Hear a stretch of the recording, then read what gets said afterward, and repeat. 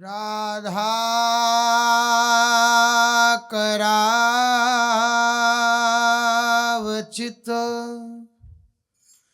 पल्लव वल्लरी के राधा पदांक विलसन मधुर स्थली के राधा यशो मुखरमत खगावली के राधा विहार विपिने रमतां मनो में प्रेमानंद उत्पुलकित गात्रौ विद्युद्धाराधर समकान्तिः श्री राधा कृष्णौ मनसि दधानं वन्देऽहं श्रीहितहरिवंशं वन्देऽहं श्रीहितहरिवंशम्। राधा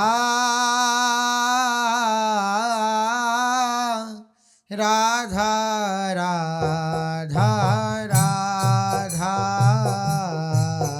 राधा राधा राधा राधा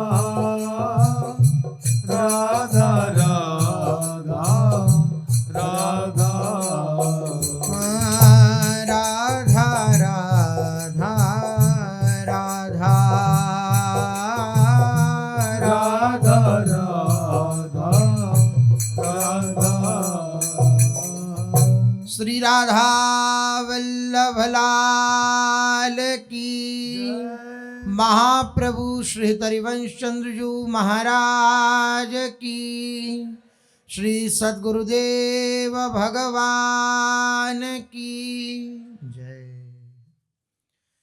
रसघन मोहन मूर्ति ठाकुर श्री राधा वल्लभ लाल जी, अनंतानंत सखियों की प्राण सजीवन मूरी श्री लाडली जू एवं इन युगल स्वरूपों को हृदय में नित्य नवीन रूप से दुलार करने वाले श्री सद्गुरुदेव भगवान के श्री चरणों में दंडवत प्रणाम है। अंतःकरण को सदा संतुष्ट रखना ये बहुत बड़ी सावधानी और साधना है। अंतःकरण किसे कहते हैं? मन, बुद्धि, चित्त और अहंकार। इसे अंतःकरण चतुष्टय कहा जाता है। महापुरुषों ने वर्णन किया कि अपने अंतःकरण को जो संतुष्ट रखता है, संतुष्टः येन केनवा, कैसी भी परिस्थिति हो, आंतरिक या बाह्य, हर परिस्थिति में जो संतुष्ट रहता है,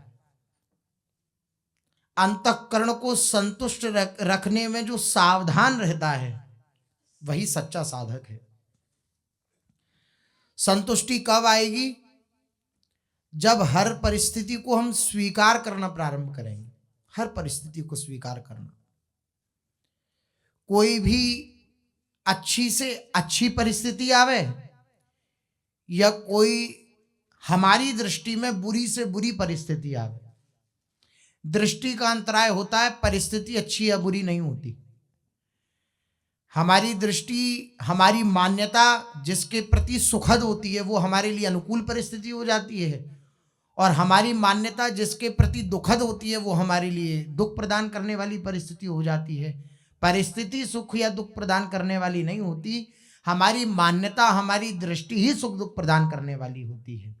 हमारी मान्यता के अनुसार अगर हमें बाहर से अनुकूलता मिले या बाहर से प्रतिकूलता मिले, हमारे अंतःकरण की कैसी भी स्थिति हो या हमारी बाहरी कैसी भी स्थिति हो, हर परिस्थिति में जो संतुष्ट रहता है वे सच्चा उपासक है।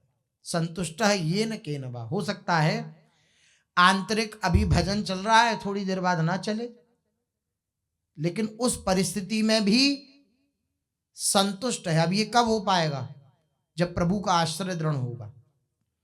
उस परिस्थिति में भी विचार कर रहा है कि मैं हूं तो प्रभु का ही। ये भजन से विमुख करने वाली बात नहीं है, ये भजन का पूर्ण स्वरूप है। भजन क्रिया हो रही है तब तक हम मानते हैं कि भजन हो रहा है, लेकिन आंतरिक ये जो भरोसा हृदय में है, भरोसो दृढ़ इन चरणन केरो, आंतरिक जो ये भरोसा है ये सच्चा भजन है। अंतर की या बाहर की जैसी भी परिस्थिति हो, दृढ़ता हृदय में ये बैठी हुई है कि मेरी सर्वस्व लाडली जो है, मेरे सर्वस्व प्रभु हैं, ये सच्चा भजन है।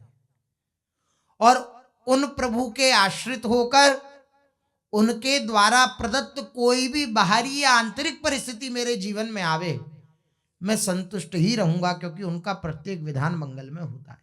इस बात को जो स्वीकार कर लेता है वे सच्चा उपासक है। संतुष्ट रहना। संतुष्ट कौन रह सकता है? जो स्वीकार करना जानता है, हर परिस्थिति को स्वीकार करना। विपरीत परिस्थिति आई, कभी हमारे मन के अनुकूल नहीं हुआ, जो हम चाहते थे वैसा नहीं हुआ, हम उसे मुस्कुराएं, आंख बंद करें, थोड़ा मुस्कुराएं, उसे स्वीकार करें कि इसे स्वीकार करता हूं। तेरे सब नखरे सर आंखों पर। पूज्य सदगुरुदेव भगवान के पास कुछ भगवान के प्रेमी जन आए थे, तब उन्होंने ये बात कही थी, प्रभु का हर नखरा सर आंखों पर, आपकी हर इच्छा, आपका हर फैसला ये मैं स्वीकार करता हूं। तेरे फैसले पर सवाल ना उठाऊं, यही मेरा इश्क है। किसी महापुरुष ने कहा कि भगवान के फैसले पर, भगवान ने जो नियत कर दिया, भगवान ने जो हमारे जीवन में परिस्थिति भेजी, वो प्रभु का फैसला है। क्यों? क्योंकि हम प्रभु के आश्रित हैं। हमारे जीवन में जो कुछ भी हो रहा है वो प्रभु के द्वारा प्रदत्त हो रहा है, प्रभु प्रेरित कर रहे हैं, तब हो रहा है। तो जब उनका फैसला है तो मैं उस पर कोई सवाल ना करूं, कोई प्रश्न ना करूं, यही मेरा प्रेम है, यही सच्चा समर्पण है। संतुष्ट येन केनवा। संतुष्ट रहना ये सबसे बड़ी साधना है, सबसे बड़ी साधना है।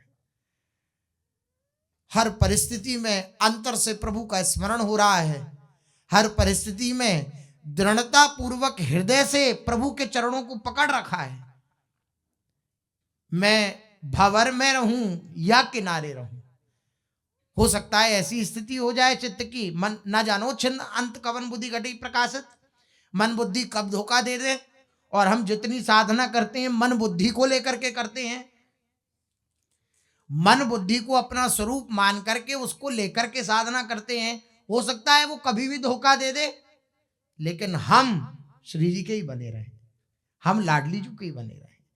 मन ना मान रहा हो हमारी बात, बुद्धि शास्त्र के अनुसार निश्चय न कर रही हो, लेकिन मैं प्रभु का हूं ये बात मेरे हृदय में बनी रहे, ये बड़ी उच्च कोटि की भावना है।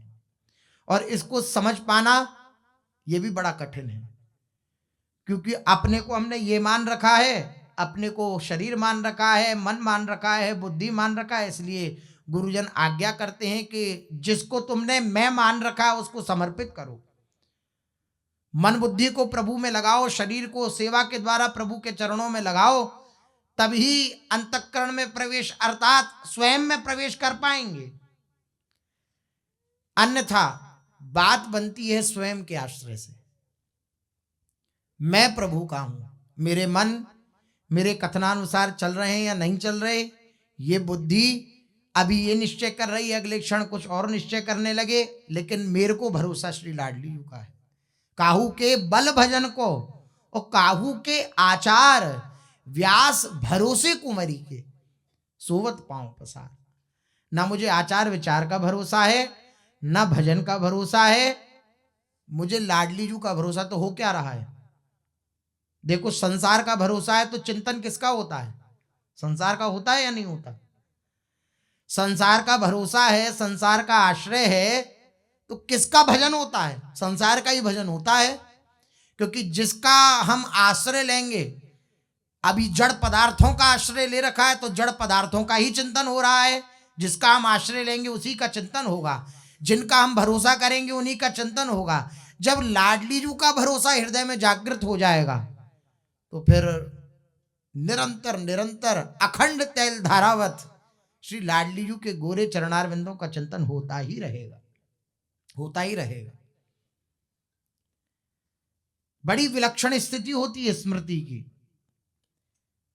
उससे पूछा जाए तुम याद कर रहे हो, तो उसके पास इस बात का उत्तर नहीं है। तो तुम याद नहीं कर रहे, तो इस बात का भी उत्तर नहीं है। करूं ना याद मगर किस तरह भुलाऊं उसे। एक जगह एक कवि ने लिखा कि मैं उसको याद नहीं करता, लेकिन बड़ी परेशानी है किस तरह भुलाऊं उसे।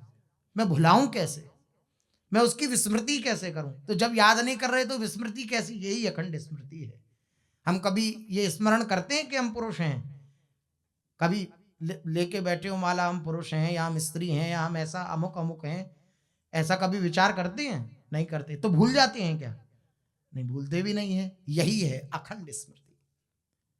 भगवान का निरंतर सानिध्य उसे अनुभव में आ रहा है, उसे ऐसा प्रतीत हो रहा है मैं भगवान से विलग नहीं हूं, मैं भगवान से दूर नहीं हूं, प्रतिक्षण उनके पास हूं, प्रतिक्षण उनके निकट हूं, हर परिस्थिति में संतुष्ट है। ऐसा उपासक धन्य है, धन्य है, धन्य है। अंतःकरण की प्रत्येक वृत्ति उसमें वे संतुष्ट है। सावधान है इस बात में कि कहीं असंतुष्टता ना आ जाए, भगवान के विधान को मैं कहीं अस्वीकार ना कर बैठूं। ये बात सदा उपासक के हृदय में बनी रहती है कि मेरा हृदय सदा भगवान के विधान को स्वीकार करता रहे, स्वीकार करता रहे। बहुत कठिन है मन बुद्धि के अस्तित्व को मिटाकर के केवल भगवान की इच्छा में ला देना, तो महापुरुष हो गए। फिर साधक कोटि की स्थिति थोड़ी रही, फिर जीव कोटि की स्थिति थोड़ी रही। तिनमें तो कछु अंतर नाही संत कहो चाहे राम। जिन्होंने अपने मन को मार दिया, मन को मारने का अर्थ होता है मन के संकल्प विकल्प केवल प्रभु प्रदत्त या प्रभु के निमित्त जिनके उदित हो रहे हैं, ऐसे महापुरुष जन फिर महापुरुष हो गए, महापुरुषत्व को प्राप्त हो गए। ये सबसे बड़ी ऊंची स्थिति है, इसी की साधना करनी चाहिए। क्या? हर परिस्थिति में स्वीकृति, झुंझुलाहट नहीं। झुंझलाहट नहीं, ऐसा क्यों हो गया, ऐसा नहीं होना चाहिए था, ये नहीं बनना चाहिए था, ये पाने को मिलना चाहिए था, ये जाने को मिलना चाहिए था, यहाँ घूमना चाहिए था, वहां पहनना चाहिए था, ये पहनने को मिलना चाहिए था। अनेक प्रकार की जो ये वृत्तियां उठती हैं हृदय में, इन वृत्तियों को ना उठने दिया जाए और हृदय में बस हर परिस्थिति को स्वीकार करने की चेष्टा की जाए, ये बहुत बड़ी साधना है। जाही न चाहिए कबहू कछु, कभी भी कुछ भी जिसे कुछ नहीं चाहिए, ऐसा उपासक, उस उपासक का हृदय भगवान का निज महल बन जाता है, निज घर बन जाता है, उनका निकेत बन जाता है। भगवान का निज घर माने अपना घर। भगवान को फिर संकोच नहीं होता उसके घर में रहने में। अब आपके पास कोई आए और जब आवे कुछ ना कुछ मांगे ही मांगे, ये दे दीजिए, ये दे दीजिए, तो कुछ दिन बाद उस व्यक्ति की शक्ल देख के आप मुख मोड़ लेंगे कि जब आता है कुछ ना कुछ ये मांगता ही है, कुछ ना कुछ इसके पास परेशानी रहती ही है। ऐसे ही भगवान से जो मांगते हैं, यद्यपि भगवान ने उन्हें उदार कहा है, उदाराह, वे उदार हैं, जो अर्थ की भी आकांक्षा रखते हैं, मेरे निकट आते हैं, लेकिन भगवान के जो अतिशय प्रेमी जन हैं उनके प्रति तो भगवान कहते हैं मेरा भक्त जो है वे संतुष्ट येन केनचित, वो संतुष्ट रहता है, उसे कुछ नहीं चाहिए। और जब कुछ नहीं चाहिए तो उसका हृदय मेरा निसंकोच रहने वाला स्थान बन जाता है, रहने का घर बन जाता है। संकोच नहीं है, किसी प्रकार का संकोच नहीं है प्रभु को उसके हृदय में रहने, कोई आकांक्षा ही नहीं उसकी, ना बाहरी कोई आकांक्षा है, ना आंतरिक आकांक्षा है। हर प्रकार से वो संतुष्ट है। नाथ बस आपका स्मरण बना रहे, आप आंतरिक प्रतिकूलता दो चाहे बाह्य प्रतिकूलता दो, क्योंकि प्रतिकूलता तब तक है जब तक आपका स्मरण नहीं है। जब आपका स्मरण है तो प्रतिकूलता की कोई सत्ता ही नहीं है, आपकी स्मरण की सत्ता है। बड़ी उच्च कोटि की स्थिति होती है। ऐसी स्थिति को प्राप्त करने के लिए भगवान ने हमें मौका दिया है। इन्हीं दिव्य गुणों को हृदय में प्रकट करवाने के लिए भगवान ने मौका दिया है। ये जितने भी लक्षण बतलाए गए श्री भगवान ने, भगवान के भक्तों के लक्षण बतलाए, अपने जनों के लक्षण बतलाए, वे सब लक्षण हम प्राप्त कर सकते हैं, हम अपने हृदय में धारण कर सकते हैं, बस लक्ष्य दृढ़ हो। भगवान को प्राप्त करना चाहें, भगवान की तरफ दृष्टि हो, संसार की तरफ दृष्टि न रहे तो ये सब लक्षण उदित हो जाएंगे। कुछ नहीं चाहता भक्त। भगवान जो अगला लक्षण वर्णन कर रहे हैं, भगवान कह रहे हैं समः शत्रौ च मित्रे च तथा मानापमानयोः शीतोष्ण सुख दुखेषु समः संग विवर्जितः, ये चर्चा हुई। तुल्य निंदा स्तुतिर मौनी, यहां तक चर्चा हुई। वह निंदा स्तुति में सम रहता है और वो मननशील होता है, मौनी जो मननशील है, ये पूर्व तक चर्चा हुई। अब भगवान कह रहे हैं अपने भक्त का दिव्य लक्षण, बोले मेरा भक्त जो होता है वो संतुष्ट है येन केनचित। शरीर की या आंतरिक मन की, अंतःकरण की निर्वाह की चिंता होने या ना होने में वो संतुष्ट रहता है। शरीर का निर्वाह हो या ना हो, अंतःकरण का निर्वाह हो या ना हो, हर प्रकार से वह संतुष्ट रहता है। ये बड़ी विलक्षण स्थिति है। इस स्थिति को स्थिति में पहुंचे हुए महापुरुष ही समझ सकते हैं, वरना हृदय घबरा जाएगा। साधारणतया अपने लोग लग रहे हैं साधक अवस्था में तो हृदय घबरा जाएगा, अभी भगवान का चिंतन नहीं हो रहा है, क्या करूं। लेकिन उस परिस्थिति में भी आंतरिक दृष्टि उपासक की प्रभु के चरणों में ही है, इस बात से वे संतुष्ट है। प्रभु के चरणों में उसका हृदय, उसका मन लुंठन कर रहा है।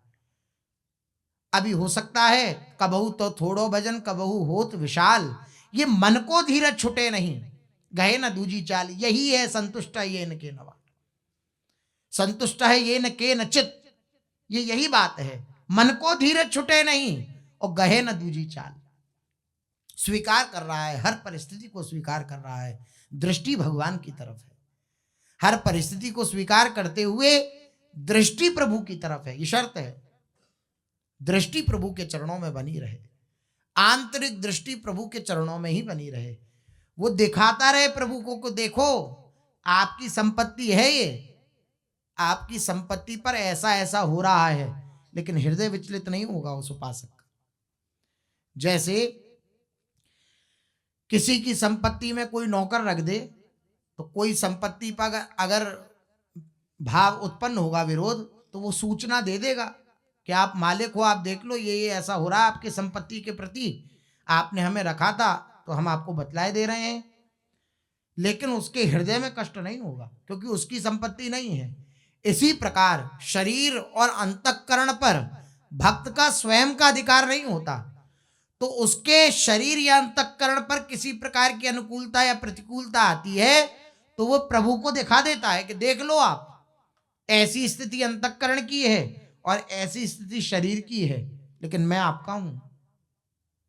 ये भेद करना बड़ी गुरु कृपा की बात है कि अंतःकरण शरीर और मैं में भेद कर पाए हम। मैं प्रभु का हूं, अंतःकरण की ये स्थिति है, शरीर की ये स्थिति है, मैं आपका हूं नाथ, आप मुझे स्वीकार रखना, मैं आपका ही हूं, आपका ही हूं, आपका ही हूं। इस बात को आप भी हृदय से स्वीकार कर लेना कि ये मेरा है, हर परिस्थिति में संतुष्ट है। यही श्री भगवान कह रहे हैं, दूसरे लोगों को भक्त संतुष्टो येन केनचित, अर्थात प्रारब्धानुसार शरीर निर्वाह के लिए जो कुछ मिल जाए उसी में संतुष्ट दिखता है। दूसरे लोगों को प्रारब्ध के अनुसार शरीर के निर्वाह के लिए जो कुछ मिल जाए उसी में संतुष्ट दिखता है, परंतु वास्तव में भक्त की संतुष्टि का कारण कोई सांसारिक पदार्थ नहीं होते। अब ये स्थिति कैसी आई उसके, ये संतुष्टि की स्थिति आई कैसे? क्योंकि प्रभु के चरणों में आश्रित हो गया ना, तो पूर्णता को प्राप्त हो गया। प्रभु का आश्रय ये पूर्णता प्रदान करता है, संसार की किसी आकांक्षा को हृदय में रहने नहीं देता। संसार को देखने में प्रतीत होता है कि शरीर निर्वाह के प्रति पूर्ण संतुष्ट है, कुछ मिल जाए तो ठीक, न मिल जाए तो ठीक, इस प्रकार की इसकी स्थिति है। लेकिन नहीं, भक्त की स्थिति प्रभु के चरणारविंदों में रहती है। जैसे आपके हृदय में कोई आकांक्षा है किसी वस्तु को प्राप्त करने की, और वो वस्तु आपको जब तक नहीं मिलेगी तब तक आप संतुष्ट रहेंगे या असंतुष्ट रहेंगे? असंतुष्ट रहेंगे। किसी वस्तु को प्राप्त करने की लालसा है, जब तक वो प्राप्त ना हो जाए तब तक आप असंतुष्ट रहेंगे। जब वो प्राप्त हो जाएगी तो क्षणिक संतुष्टता प्राप्त होगी, अगली कामना पुनः आने से पूर्व की स्थिति जो होती है वे संतुष्टता की रहती है, और जहां दूसरी कामना का उदय हुआ वहां फिर असंतुष्टता हो गई। एक कामना की पूर्ति हुई और दूसरी कामना का उदय नहीं हुआ, जब तक उस बीच का जो संतुष्टता है उसे ही लोग समझते हैं कि हमें बहुत सुख प्राप्त हो गया, हमें बहुत सुख मिला इस वस्तु को प्राप्त करने पर। लेकिन ऐसी बात नहीं है। एक वस्तु को प्राप्त किया, मन संतुष्ट हुआ, लेकिन जितने देर में दूसरी वस्तु की कामना नहीं हुई, बस उतनी बीच में जो हमारे हृदय में प्रफुल्लता हुई, आनंद हुआ, उसी को लोग कहते हैं कि हमें बहुत सुख प्राप्त हो गया। तो विचार करिए कि संसार की कोई वस्तु संतुष्टता प्रदान करने वाली नहीं है, लेकिन फिर भी वो वस्तु प्राप्त हो जाती है तो कहीं ना कहीं क्षणिक संतुष्टता हृदय में होती है, नहीं होती? और भक्त का लक्ष्य क्या होता है? क्या प्राप्त करना? भगवान को प्राप्त करना, भगवान की चरण सन्निधि प्राप्त करना। जब भगवान की चरण सन्निधि भक्त को प्राप्त हो गई तो उसे संतुष्ट हो जाना चाहिए, नहीं हो जाना चाहिए? जैसे एक वस्तु कोई संसारी प्राप्त करना चाहता है, उसे वो मिल गई, वो संतुष्ट हुआ या नहीं हुआ? हाँ, उसकी कामनाएं अनेक हैं, इसलिए वो बार बार असंतुष्ट होता रहता है। इसी प्रकार भगवान को प्राप्त करने की कामना थी, लालसा थी, भगवान प्राप्त हो गए, भगवान की चरण सन्निधि प्राप्त हो गई तो वो परम संतुष्ट हो गया, क्योंकि वही प्राप्त करने की उसकी लालसा थी। वह प्राप्त हो गए तो बस परम संतुष्ट हो गया। यही बात कह रहे हैं, वास्तव में भक्त की संतुष्टि का कारण कोई सांसारिक पदार्थ, परिस्थिति आदि नहीं होती कि हमारी परिस्थिति सुधर गई या बिगड़ गई। सुधर गई तो हम संतुष्ट हो जाएं, बिगड़ गई तो हम असंतुष्ट हो जाएं। भक्त के जीवन में यह नहीं होता। अगर परिस्थिति के सुधरने पर संतुष्टता होती तो विपरीत परिस्थिति भक्त क्यों मांगता? विपदः सन्तु नः शश्वत तत्र तत्र जगत गुरो, ऐसा क्यों मांगता भक्त कि मुझे विपत्ति दो, शाश्वत विपत्ति दो, मुझे दुख दो, मुझे पीड़ा दो? क्यों मांगता भक्त? इसलिए मांगा क्योंकि उसके प्रति उसकी दृष्टि नहीं है, संतुष्ट वो प्रभु में है।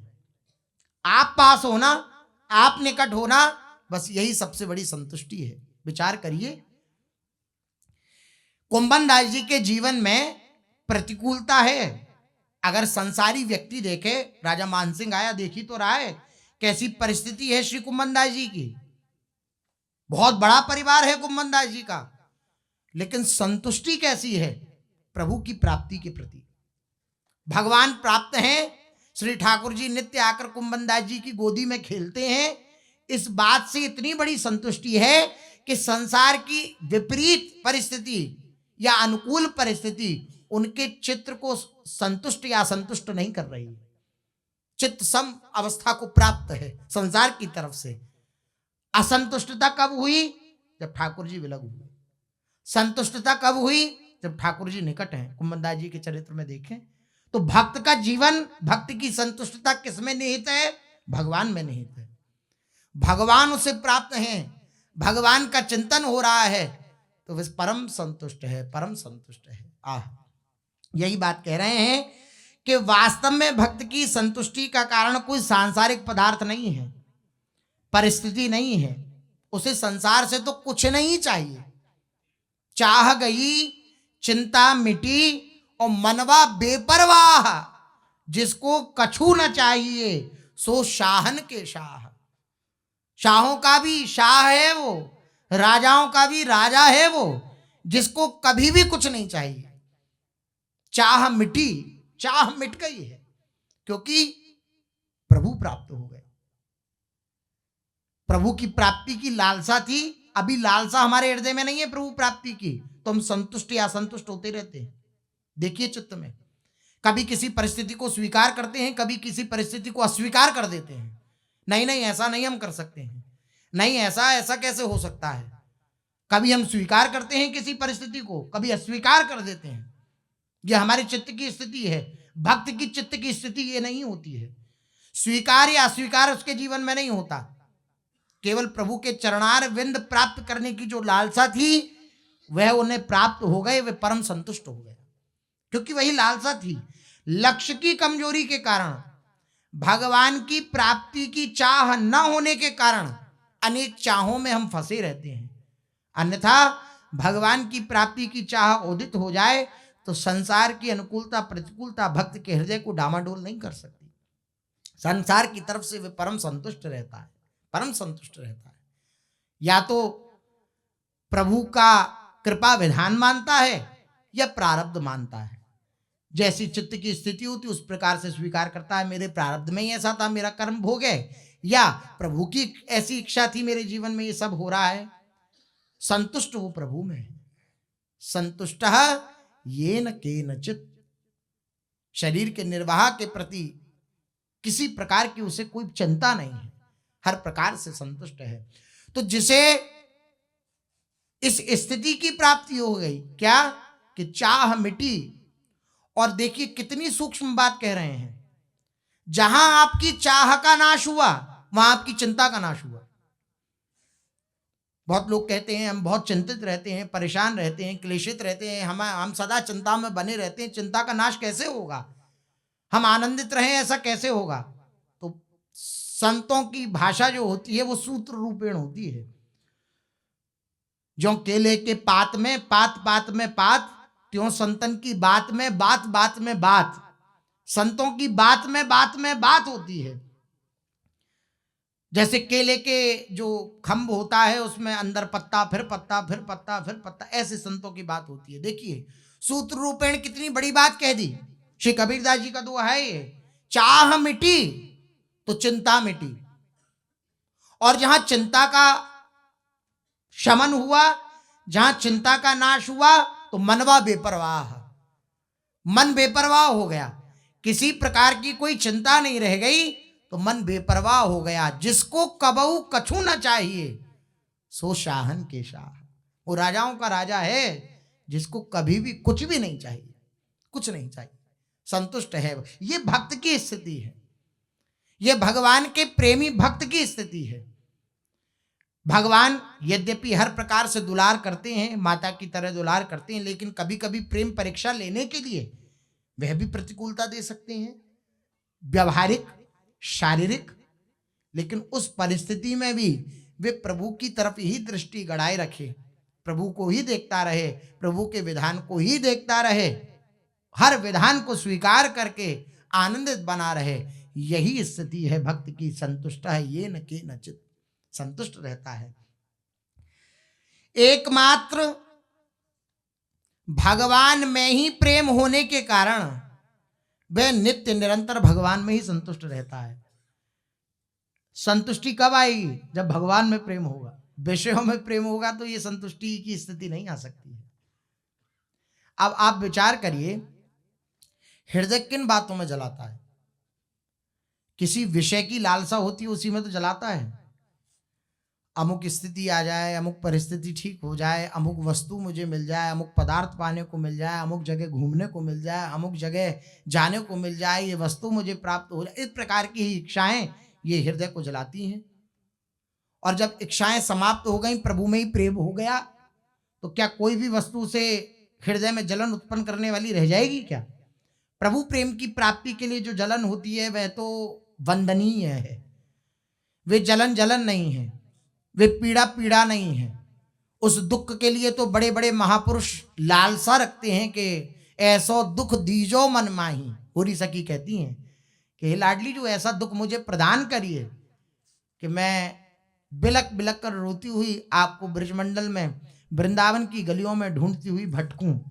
ये दुख तो वंदनीय है, लेकिन सांसारिक कोई भी दुख, क्लेश, ये कब होता है? जब हृदय में कोई ना कोई चाह उत्पन्न हो जाती है। ऐसा बैठने को हो, ऐसा हमारे लिए व्यवस्था होनी चाहिए, इस प्रकार की ऐसा सब व्यवस्था हो आसपास में रहने वाले की, और पूरी कोई ना कोई आकांक्षा ही दुख का कारण होती है। लेकिन यह आकांक्षा उत्पन्न कैसे हुई? संसार के प्रति आसक्ति संबंध के कारण। संसार के प्रति आसक्ति संबंध के कारण, संबंध अर्थात संसार को सत्य मानने के कारण। भगवान के भक्त का सत्यत्व भाव संसार में ना होकर किसमें होता है? भगवान में होता है। तो पूर्ण आसक्ति किसमें होती है? भगवान में होती है। पूर्ण प्रेम किन में होता है? भगवान में होता है। भगवान में ही प्रेम होने के कारण वे नित्य निरंतर भगवान में ही संतुष्ट रहता। हम संतुष्ट क्यों नहीं रह पाते? क्योंकि हम नित्य निरंतर भगवान में न रहकर संसार में रहते हैं।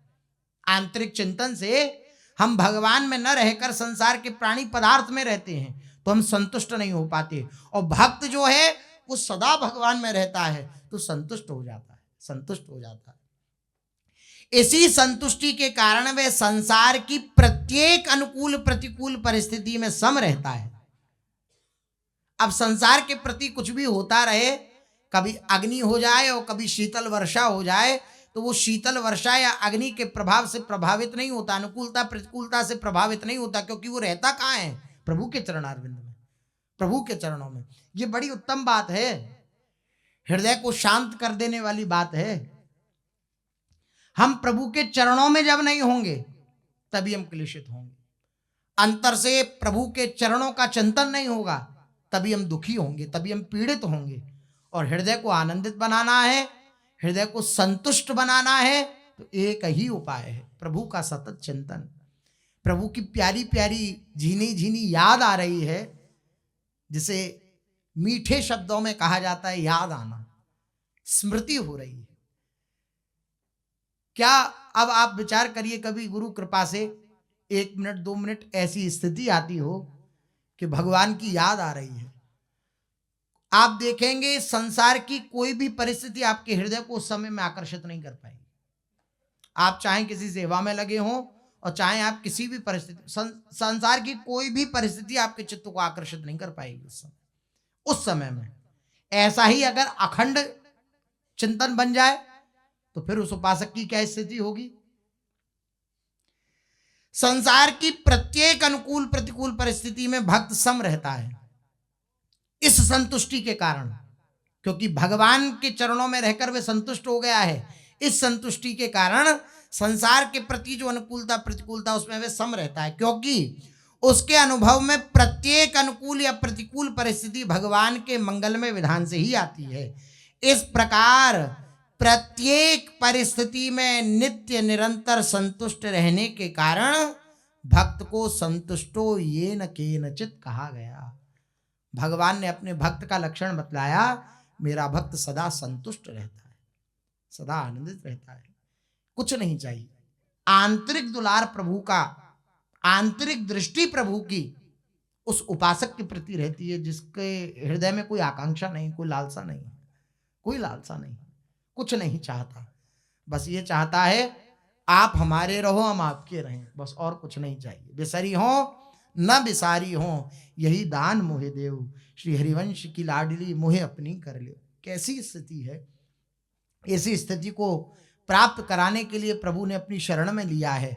हम बस लालसा से युक्त हो जाएं। लालसा से युक्त होना अर्थात इस स्थिति को प्राप्त करने के लिए व्याकुल हो उठें कि नाथ आपके सिवा कोई लालसा हृदय में ना रह जाए, आपके सिवा कोई आकांक्षा हृदय में ना रह जाए। अगर हो जाए तो आप पूर्ति मत करना उसकी। श्री राबिया जी कहती हैं कि अगर मेरे हृदय में कोई आकांक्षा हो तो उसकी पूर्ति मत करना, आप अपनी इच्छा के अनुसार बर्ताव करना। आपकी जो इच्छा हो भाई मेरे लिए सर्वोपरि हो जाए। भक्त सदा सावधान बस यही रहता है।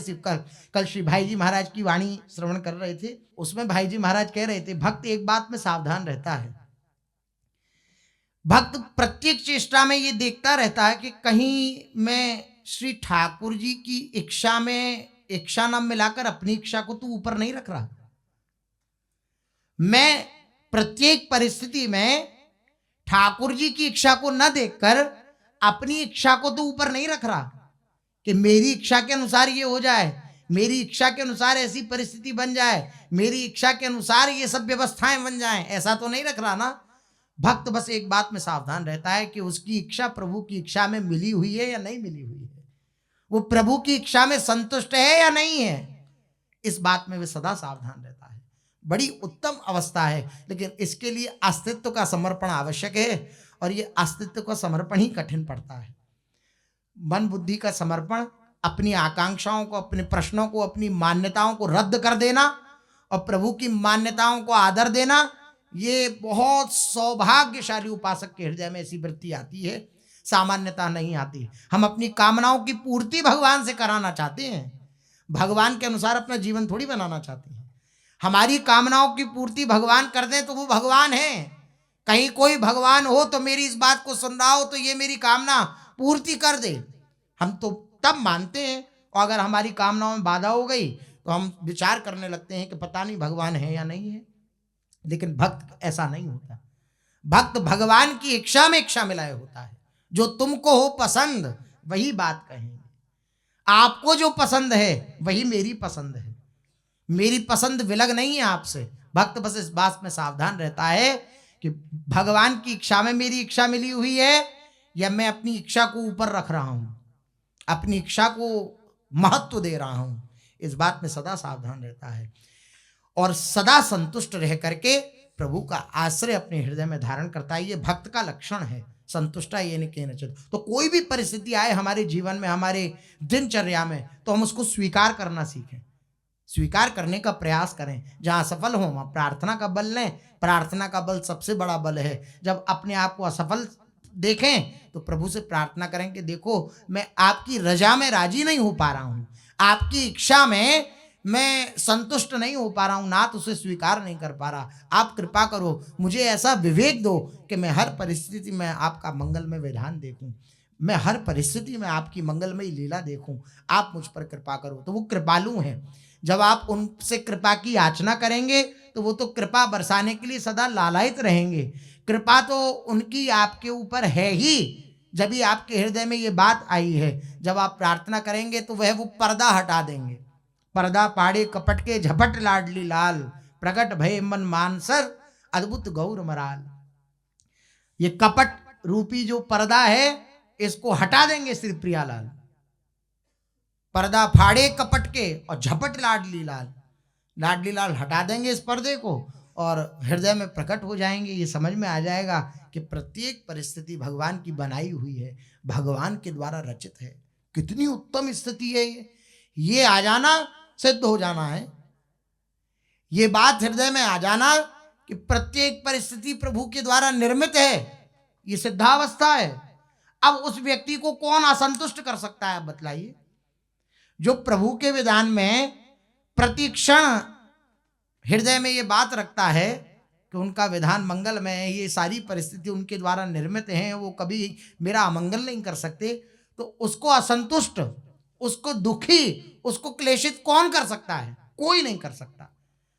श्री नरसिंह भगवान के स्वरूप को देख करके देवता आदि सब भयभीत हो रहे हैं, यहां तक कि अर्धांगिनी लक्ष्मी जी भी भयभीत हो गई, लेकिन भक्त प्रहलाद नहीं। इसलिए भक्तराज कहा गया श्री प्रहलाद जी महाराज को, भक्तराज प्रहलाद जी महाराज। प्रत्येक परिस्थिति में अपने प्रभु का मंगलमय विधान देख रहे हैं, तो भगवान के उस भयावह रूप को भी देख करके, नरसिंह उस रूप को देखकर भी भक्त भयभीत नहीं हुए। बिल्कुल। तो क्या और जन भक्त नहीं है क्या? हैं, लेकिन इस कोटि के नहीं, जैसी कोटि श्री प्रहलाद जी महाराज की है। भक्तराज कहा गया है श्री प्रहलाद जी को, श्री नारद जी इनके गुरुदेव हैं। तो ऐसी स्थिति जब आने लग जाए हृदय में, मन संतुष्ट होने लगे हर परिस्थिति में, तो समझिएगा भजन का फल प्राप्त हो रहा है। ये भजन का फल है संतुष्ट होना, ये भजन का फल है, ये साधना का फल है। संतुष्ट है ये न के नचित, ये साधना का फल है। इसलिए प्रभु से प्रार्थना करें कि हम उनकी रजा में राजी रहना सीखें, उनकी इच्छा में अपनी इच्छा को मिला दें। ऐसी प्रभु से हमें बार बार प्रार्थना करनी चाहिए। चलते हैं, महाप्रभु श्री चैतन्य देव जी का चरित्र अपने लोग कथन श्रवण कर रहे हैं, जिसमें अपने लोगों ने श्रवण किया श्री महाप्रभु जी जगन्नाथपुरी में विराजमान हैं और सार्वभौम भट्टाचार्य जी श्री महाप्रभु जी के निकट एक याचना लेकर के आए कि जो राजा प्रताप रुद्र हैं वे आपसे मिलना चाहते हैं, आपका दर्शन प्राप्त करना चाहते हैं, आप कृपा करिए।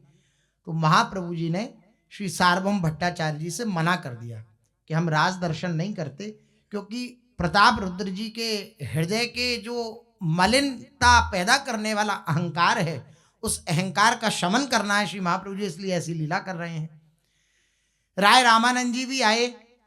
राय रामानंद जी ने आकर के श्री महाप्रभु जी से भेंट करी और प्रताप रुद्र जी की खूब तारीफ करी कि प्रताप रुद्र जी ने जब आपका नाम सुना, मैंने उनसे कहा कि अब मुझे सेवा से निवृत्त कर दिया जाए, मैं महाप्रभु जी की सेवा में जाना चाहता हूँ। तो महाप्रभु जी आपके नाम को सुनकर के वे आनंदित हुए और मित्र की तरह मुझे अपने निकट में बिठाया और आपके बारे में वे चर्चा कर रहे थे।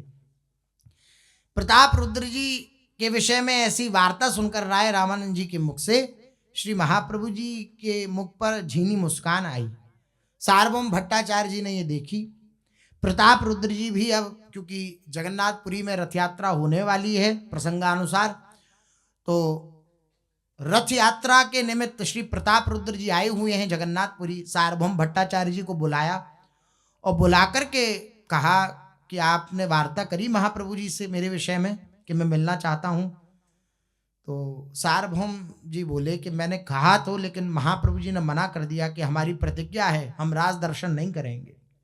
इतना सुना तो प्रताप रुद्र जी व्याकुल हो उठे कि जब वही मुझ जैसे अधम पर कृपा नहीं करेंगे तो कौन कृपा करेगा?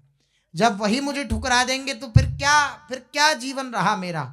अगर उनकी भी ये प्रतिज्ञा है कि राज दर्शन नहीं करेंगे, तो मैं भी ये प्रतिज्ञा लेता हूं कि या तो उनका दर्शन प्राप्त करूंगा या अपने जीवन को खत्म कर दूंगा, मरण प्राप्त कर लूंगा, मृत्यु को प्राप्त हो जाऊंगा। इस प्रकार की प्रतिज्ञा प्रताप रुद्र जी ने ले ली, मैं शरीर का परित्याग कर दूंगा। महाराज के ऐसे दृढ़ अनुराग को देखकर सार्वभौम भट्टाचार्य बड़े विस्मित हुए और महाराज को सांत्वना देते हुए कहने लगे, वे एक उपाय बता रहे हैं सार्वभौम जी कि आप पर कैसे महाप्रभु जी कृपा होगी। सार्वभौम भट्टाचार्य जी ने कहा, महाराज आप इतने अधीर ना हो, मेरा हृदय कह रहा है कि प्रभु आपके ऊपर अवश्य अवश्य कृपा करेंगे। कल राय रामन जी ने महाप्रभु जी के सम्मुख आपकी बहुत सी अधिक प्रशंसा की थी, उसका प्रभाव मुझे प्रत्यक्ष ही दृष्टिगोचर हो रहा है। महाप्रभु का मन आपकी ओर से बहुत ही अधिक कोमल हो गया है, क्योंकि मैंने झीनी मुस्कान श्री महाप्रभु जी के मुख पर देखी थी जब आपकी चर्चा हुई कल राय रामन जी ने करी। अब आप एक काम कीजिए, मैं आपको उपाय बतला देता हूं। राजवेश में तो उनसे मिलना कठिन है और ठीक भी नहीं है, मिलना भी नहीं चाहिए। रथ यात्रा के समय जब महाप्रभु भक्तों के सहित श्री जगन्नाथ जी के रथ के आगे आगे नृत्य करते हुए चलेंगे, तब आप साधारण वेश में जाकर उनके सामने कोई भक्तिपूर्ण श्लोक गाइएगा जो भक्ति से परिपूरित हो। ऐसे श्लोकों का गायन करिएगा, श्लोक पढ़िएगा। प्रभु भक्त समझकर आपका दृढ़ आलिंगन अवश्य करेंगे। जब श्लोक सुनाएंगे ना प्रभु की भक्ति से युक्त, प्रभु के प्रेम से युक्त, तो वो निश्चित आपका आलिंगन करेंगे, आपको आलिंगन प्रदान करेंगे, तभी आपकी सभी मनोकामनाएं पूर्ण हो जाएंगी। मैं आपको उपाय बतला देता हूं। रथ यात्रा होगी, महाप्रभु जी नृत्य करेंगे, आप श्लोक का गायन करना। सार्वभौम भट्टाचार्य का बताया हुआ यह उपाय महाराज को पसंद आया और उन्होंने भट्टाचार्य से पूछा कि रथ यात्रा किस दिन होगी।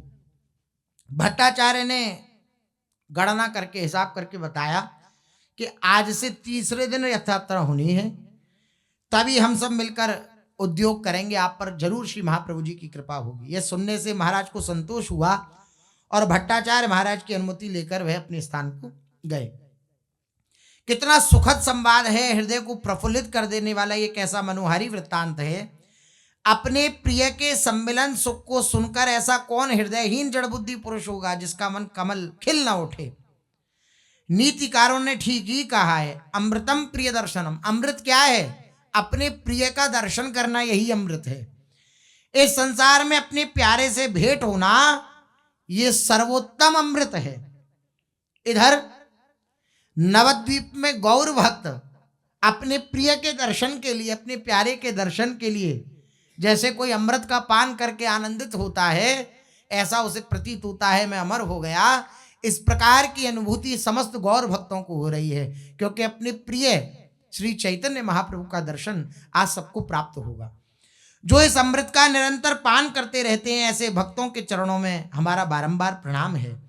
महाप्रभु के जगन्नाथपुरी पधारने का समाचार सुनते ही गौर भक्तों के आनंद की सीमा नहीं रही, क्योंकि कृष्णदास जी गए हैं, पूर्व प्रसंग था।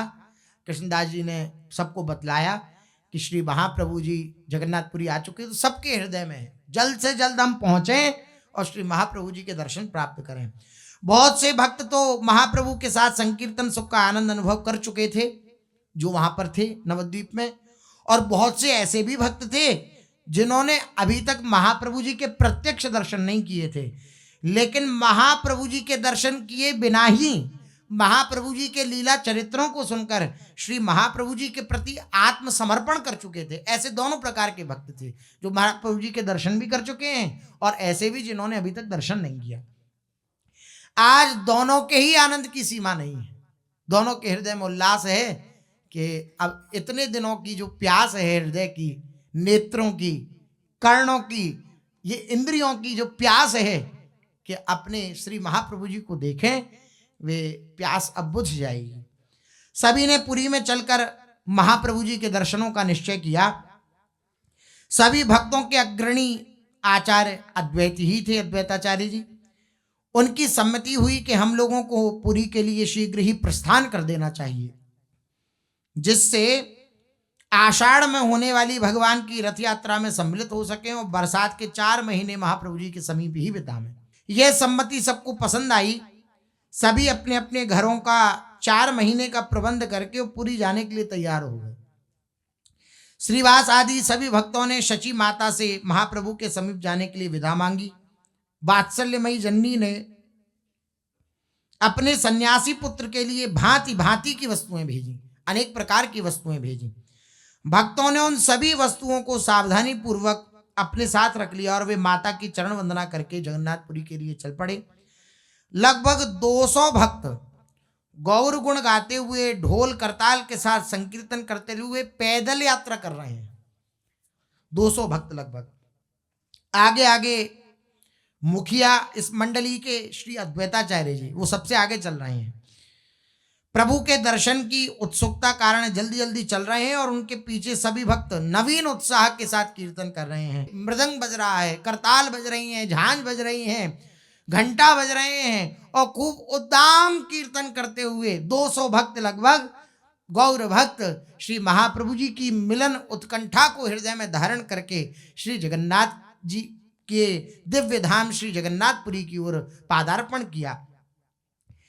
इस प्रकार चलते चलते 20 दिनों में पुरी के निकट पहुंचे।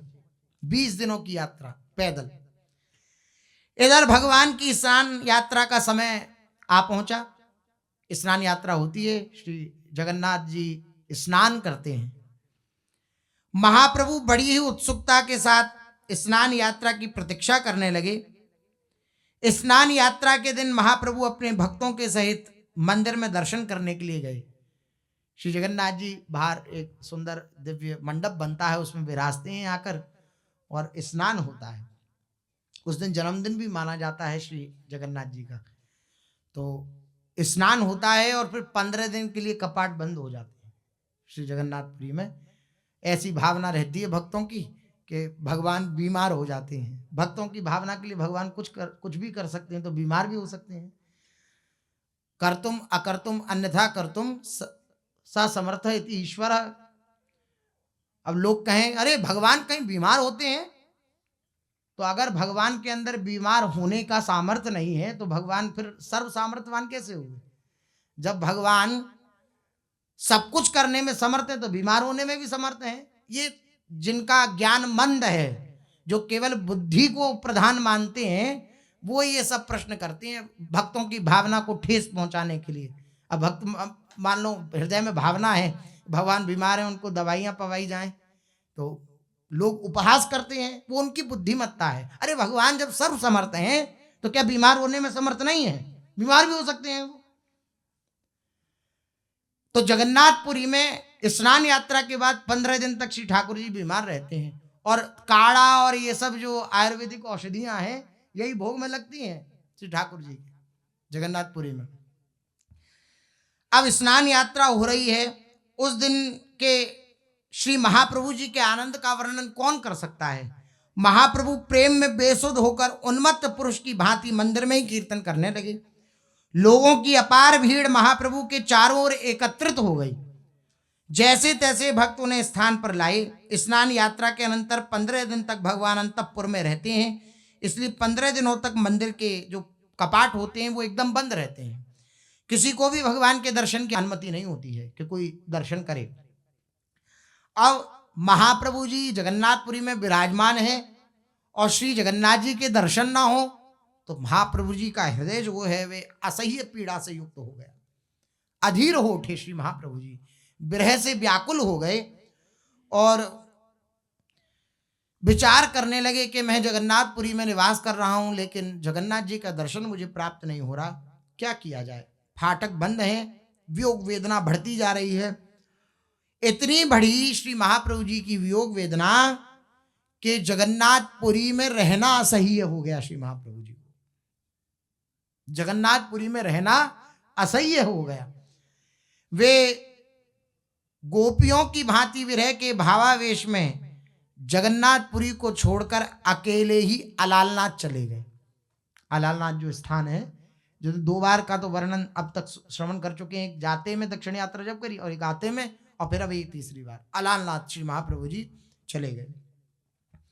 वे अपने प्यारे के दर्शन न पाने से इतने दुखी हुए कि उन्होंने भक्तों की अनुनय विनय की कुछ भी परवाह नहीं। आज भी प्रथा है, 15 दिन जब जगन्नाथ जी के दर्शन नहीं होते तो सब भक्त अलालनाथ ही अलारनाथ आजकल कहते हैं वहां, तो उनके दर्शन करने जाते हैं। वहां महाप्रभु जी जब पहुंचे तो महाप्रभु जी ने अत्यंत व्याकुल होकर श्री अलालनाथ में जो श्री ठाकुर जी विराजमान उनको दंडवत प्रणाम किया। तो इतनी विरह की अग्नि थी शरीर में कि उस विरहाग्नि के कारण जहां प्रणाम किया उस भूमि पर द्रवितता आ गई, अर्थात वो भूमि पिघल गई। श्री महाप्रभु जी ने जब दंडवत प्रणाम किया तो वो भूमि पिघल गई। आज भी अगर अलालनाथ जावे तो वहां पर दर्शन मिलता है। श्री महाप्रभु जी के सर्वांग का दर्शन है। दंडवत प्रणाम जो श्री महाप्रभु जी ने किया, भूमि पिघली तो वो जो शिला है वो आज भी दर्शनीय है। श्री जगन्नाथपुरी के पास ही है अलालनाथ, वहाँ दर्शन में आता है कि श्री महाप्रभु जी के हाथों के, छाती के निशान और श्री चरणों के निशान वे सब प्रत्यक्ष हैं। इतना विरह आवेश। श्री जगन्नाथपुरी में जगन्नाथ जी का दर्शन नहीं हो रहा तो महाप्रभु जी व्याकुल होकर अलालनाथ गए और ऐसा दंडवत प्रणाम किया श्री महाप्रभु जी ने कि वे भूमि पिघल गई। कैसा श्री महाप्रभु जी का दिव्य प्रेम में वपू है। कई जगह श्री महाप्रभु जी के श्रीअंग के निशान मिलते हैं। श्री गरुण स्तंभ जो जगन्नाथ मंदिर के जो बिल्कुल पीछे गरुण स्तंभ विराजमान है, वहीं पर खड़े होकर श्री महाप्रभु जी दर्शन करते थे तो अंगुलियों के निशान हैं।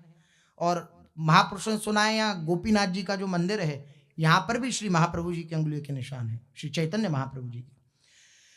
महाप्रभु के पुरी परित्याग का कारण जब भक्तों को पता लगा तो सबके हृदय में बड़ा क्लेश हुआ कि श्री महाप्रभु जी ने पुरी का त्याग कर दिया, श्री जगन्नाथपुरी को छोड़कर चले गए। महाराज प्रताप रुद्र जी ने भी प्रभु के अलालनाथ चले जाने का समाचार सुना। उन्होंने भट्टाचार्य सार्वभौम से प्रभु को लौट लाने के लिए भी कहा। उसी समय गौड़ीय भक्तों के आगमन का समाचार सुना। इस संवाद को सुनकर सभी को बड़ी भारी प्रसन्नता हुई। सार्वभौम भट्टाचार्य नित्यानंद जी आदि भक्तों को साथ लेकर महाप्रभु को लौटा लाने के लिए श्री महाप्रभु जी के निकट गए, क्योंकि सुना कि गौर भक्त भी आ रहे हैं तो प्रसन्नता हुई कि गौर भक्तों की बात जब महाप्रभु जी सुनाएंगे तो महाप्रभु जी संभवतः लौटे हमें। वहां जाकर इन सब ने श्री महाप्रभु जी से प्रार्थना करी और महाप्रभु जी से प्रार्थना करके कहा कि पुरी के भक्त तो आपके दर्शन के लिए व्याकुल हैं ही, लेकिन नवद्वीप से, गौड़ प्रदेश से बहुत से भक्त केवल और केवल आपके दर्शन की लालसा लेकर आपके दर्शन के निमित्त जगन्नाथपुरी पधारे हैं। और महाप्रभु जी तो भावावेश में अत्यंत व्याकुल रोदन कर रहे हैं। श्री महाप्रभु जी ने जब ये बात सुनी कि गौड़ देश से, नवद्वीप से गौर भक्त पधारे हैं, नवद्वीप से निज जन पधारे हैं, तो श्री महाप्रभु जी के मुख पर झीनी मुस्कान आई। और फिर श्री महाप्रभु जी ने क्या कहा सो शेष चर्चा आगे। श्री राधा वल्लभ लाल की।